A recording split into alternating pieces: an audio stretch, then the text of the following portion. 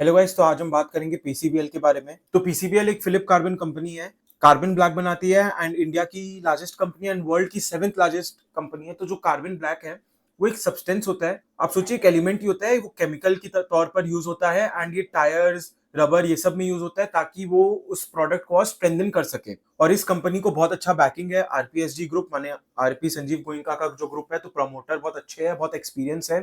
So company को एक advantage मिलता है इस सब चीज से। अगर हम पीई की बात करें तो 33.33 का पीई है इसका, एंड इंडस्ट्री का पीई आपका 36 का पी है, 36.1 का पीई है, जो बताता है कि कंपनी हल्का सा कम वैल्यू है कंपनी में। और डेट टू इक्विटी बात करें तो डेट टू इक्विटी हाई है, 1.2 है, लेकिन हम इस पे आगे जाकर बात करेंगे। प्लेक्स परसेंटेज की बात करें तो कुछ नहीं है। पित्रोस्की को 5 है, जो ठीक ठाक बताती है लॉन्ग टर्म के लिए हमें। आरओई बहुत अच्छी है, 6.2 का आरओई है, जो हमें बताता है कि बहुत अच्छा है। अगर हम क्वार्टरली रिजल्ट्स की बात करें तो पिछले 3 साल में इसने अपना सेल्स डबल कर लिया, जो बहुत अच्छा ग्रोथ बताता है हमें कंपनी का। अगर हम ऑपरेटिंग प्रॉफिट मार्जिन की भी बात करें तो मार्जिन वही 18% 17% के करीब है। अगर हम क्वार्टर ऑन क्वार्टर ग्रोथ की बात करें तो कंपनी ग्रो हो रही है, लेकिन इससे और ग्रो होना चाहिए अच्छे पेस पे ताकि ये अच्छे से डिलीवर कर सके। मगर यस, कंपनी ग्रो हो रही है। अगर हम नेट प्रॉफिट की बात करें तो नेट प्रॉफिट जो है वो एकदम कांस्टेंट रहा है, जो ये बताते हैं कि कंपनी कंसिस्टेंट नेट प्रॉफिट हमें डिलीवर कर रही है। मगर अगर ये नेट प्रॉफिट को बढ़ा सके, अपने जो एनपीएम है नेट प्रॉफिट मार्जिन है उसको बढ़ा सके, तो कंपनी के लिए बहुत अच्छा होगा। कंपनी अपना बोरिंग्स को कम कर सकेगी, कंपनी का जो नेट प्रॉफिट है वो कम हो सकेगा। अगर आप इंटरेस्ट की बात करें तो इंटरेस्ट इसका एक बहुत मेजर चंक है, क्योंकि इन्होंने अपना बोरिंग्स बढ़ा के रखा हुआ है। तो यही बात मैं कह रहा हूं, अगर बोरिंग्स कम कर देंगे तो इंटरेस्ट कम हो जाएगा, एंड इंटरेस्ट कम हो जाएगा तो नेट प्रॉफिट बढ़ जाएगा। हालांकि पिछले क्वार्टर से इस बार इन्होंने कम इंटरेस्ट दिया, मगर ये इंटरेस्ट भी बहुत है इस कंपनी के लिए, इसे कम करना चाहिए ये इंटरेस्ट। अगर हम टोटल इंटरेस्ट की बात करें तो 181 इसने पिछले साल दिया था, और उसके पिछले साल 53 करोड़ दिया था। तो देखिए आप, मोर देन 3 टाइम्स इसका इंटरेस्ट ग्रो हो गया है, मगर सेल्स ग्रो नहीं हुआ इतना। तो ये एक हमारे लिए डिसएडवांटेज फैक्टर हो जाती है। ऑपरेटिंग मार्जिन अच्छे है, कंसिस्टेंट है। तो ये देखिए बोरोइंग्स बोरोइंग्स पिछले 1 साल में 4 गुना हो गया बोरोइंग्स। तो ये कंपनी को कंट्रोल में लाना ही होगा। अगर हम मोटा मोटी बात करें तो कंपनी के बोरिंग्स बहुत ऊंचे है, इंटरेस्ट बहुत ऊंचा है कंपनी का, इसलिए नेट प्रॉफिट हाईलाइट नहीं हो रहा है। दो कंपनी का सेल्स भर रहा है, इसलिए कंपनी को करना चाहिए। और कंपनी कैसे कर सकती है, कंपनी के पास रिजर्व्स बहुत अच्छे हैं, तो कंपनी थोड़ा रिजर्व से अपना कम कर कर अपना बोरिंग्स को कम कर सकती है। आप यहाँ देखिएगा 4983 से इसने 4900 पे, मतलब 83 करोड़ का इसने बोरिंग्स कम किया है अपने एक क्वार्टर में। और ये हमें इंटरेस्ट में भी दिखा था कि इंटरेस्ट भी 12-10 करोड़ से कम हुआ था।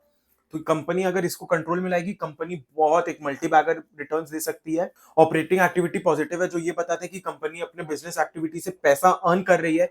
इन्वेस्टिंग एक्टिविटी ग्रोइंग कंपनी के लिए नेगेटिव ही होना चाहिए, ये हमें बताता है कि कंपनी अपने एसेट्स में, अपने मशीनरी में निवेश कर रही है, इन्वेस्ट कर रही है, तो वो कैश आउटफ्लो ही होगा, तो ये बहुत अच्छा बात है। अगर हम रेशियोज की बात करें, कैश कन्वर्जन साइकिल में कंपनी ने अपना जो कैश कन्वर्जन साइकिल है उसको कम कर दिया है।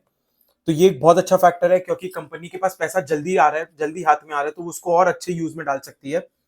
आप यहाँ देखिएगा, भले ही डेटर डेज मतलब जो कंपनी को जहां से पैसा आता है वो बढ़ गया है, इन्वेंट्री डेज मतलब कंपनी जो अपना इन्वेंट्री खाली करके पैसा कमाती है वो बढ़ गया है, लेकिन उसके साथ साथ इसने डेज पेएबल भी बढ़ा दिया अपना, माने कंपनी जो पेमेंट करती है उसको डिले कर दिया, इसलिए कैश कन्वर्जन साइकिल कंपनी का कम हो गया है।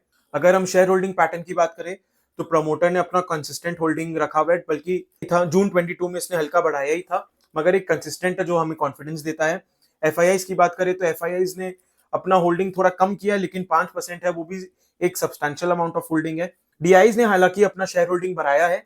और अगर हम गवर्नमेंट की बात करें तो केरला गवर्नमेंट के साथ इसका कुछ अच्छा टाई अप भी है, तो केरला गवर्नमेंट ही होनी चाहिए। हाँ देखिए, Kerala state industrial development corporation के साथ इसका अच्छा टाई अप है, और इसने इन्वेस्ट भी करके रखा हुआ है। और पब्लिक की बात करें तो पब्लिक का भी होल्डिंग माइन्यूटली कम हुआ है, 0.1% से कम हुआ है, लेकिन ये ज्यादा फर्क नहीं पड़ता। अगर हम अब हम टेक्निकल एनालिसिस की बात करें तो आप ये देखिएगा, शेयर का यहाँ पर एक अक्यूमुलेशन जोन है, ये बॉक्स जोन। तो आप यहाँ देखिए, जब यहाँ शेयर यहाँ से उठा तो इसने अराउंड 57% का हमें परसेंटेज डिलीवर किया। और ये यहाँ पर एक ट्रेंड लाइन है जो एक रेजिस्टेंस के तौर पर काम आती है। जब जब शेयर इसके ऊपर जाता है ये एक अच्छा ब्रेकआउट माना जाएगा, और जब जब शेयर इसके नीचे जाता है तो एक अच्छा ब्रेकडाउन माना जाएगा। तो जैसे शेयर इस ट्रेंड लाइन के नीचे गया, एक अच्छा ब्रेकडाउन आ गया हमारे लिए। ये ट्रेंड लाइन से नीचे गया और यहाँ पर एक ब्रेकडाउन आ गया, मगर अब इस ट्रेंड लाइन को ये अचीव भी करेगा तो हम एक राउंडिंग बॉटम पैटर्न बोल सकते हैं इसको। शेयर यहाँ पर एक छोटा सा राउंडिंग बॉटम बनाए, लेकिन इसको हम इतना कंसिडर नहीं करेंगे, हम लॉन्गर टाइम फ्रेम को देखेंगे। तो अगर शेयर वापस इस ट्रेंड लाइन को अचीव करने का कोशिश करता है तो ये एक राउंडिंग बॉटम पैटर्न हमारे लिए होएगा। आप यहाँ देखिए, ये हमारे लिए सबसे अच्छा एक अक्यूमुलेशन जोन है, जैसे मैंने ये मार्क किया यहाँ पर, ये रेक्टेंगल बॉक्स। अभी शेयर के लिए सबसे बड़ा रेजिस्टेंस है 454 का, ये बहुत अच्छा रेजिस्टेंस है। आप 450 समझिए, बहुत तगड़ा रेजिस्टेंस है। शेयर को यहाँ से बार बार रिजेक्शन मिल रहा है, अगर शेयर इसको पार करता है तो ये आराम से ये फर्स्ट ट्रेंड लाइन को अचीव कर लेगा। तो हमारे फर्स्ट टारगेट्स 512 के अराउंड निकलेंगे, और अगर उसको भी पार करेगा तो हमारे सेकंड टारगेट्स 550 के करीब निकलेंगे, और सब्सिक्वेंट टारगेट 600 एंड 600 प्लस है। प्लस ये इसके क्लाइंट्स जो है वो बड़े बड़े क्लाइंट्स है, जैसे जेके टायर्स है, एमआरएफ है, तो क्लाइंट बेस भी इनका अच्छा है। प्लस प्रमोटर का भी एक अच्छा होल्डिंग है पूरे मार्केट में। अगर आप देखेंगे आरपीएसजी ग्रुप के कई सारे कंपनी लिस्टेड है, एंड उसमें ये भी एक कंपनी है, तो प्रमोटर का एक्सपीरियंस भी अच्छा है, मैनेजमेंट भी अच्छा है। अगर हम लॉन्गर टाइम फ्रेम की भी बात करें तो यहाँ पर एक इनसाइड बार कैंडल बना हुआ है, मैं आपको दिखाता हूँ। ये देखिए, यहाँ पर वीकली टाइम फ्रेम में एक इनसाइड बार कैंडल बना है यहाँ पर। तो अगर ये इस इनसाइड बार को तोड़ता है तो ये हमें फर्दर अपसाइड दिखाएगा, और अगर डाउनसाइड को तोड़ता है तो ये हमें फर्दर डाउनसाइड मूवमेंट दिखाएगा, और ये हमारे लिए एक अक्यूमुलेशन जोन होएगा अगर ये नीचे जाता है तो। मंथली की भी बात करें तो मंथली में भी एक इनसाइड बार है जो बहुत रेयरली हमें देखने मिलता है, और मंथली में अगर इनसाइड बार का ब्रेकआउट आता है तो ये बहुत अच्छी बात होती है कंपनी के लिए। कंपनी में पोटेंशियल है, कंपनी दिखाते हैं कि स्ट्रेंथ है कंपनी में। कंपनी बहुत ओवर वैल्यू हो गया था कंपनी का जो शेयर्स है, और आरएसआई भी ये इंडिकेट कर रहा है। और अब जब मार्केट गिरा तो शेयर्स में जो गिरावट हुई उसके कारण आरएसआई कंट्रोल में आ गया थोड़ा। वीकली टाइम फ्रेम में भी आरएसआई बहुत ऊपर चला गया था, और ये भी कंट्रोल में आ गया due to the market fall. और डेली में तो हमने देख ही लिया, डेली भी दिखा रहा है कि इनिशियल साइंस ऑफ रिकवरी आ रही है इस कंपनी में।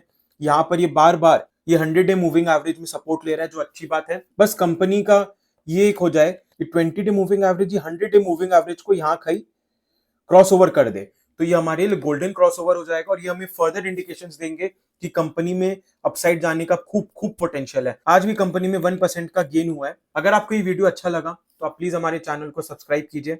अगर आपको कोई और शेयर के बारे में जानकारी चाहिए या डिस्कशन करनी है तो प्लीज प्लीज प्लीज उसे कमेंट डाउन कीजिएगा। Thank you.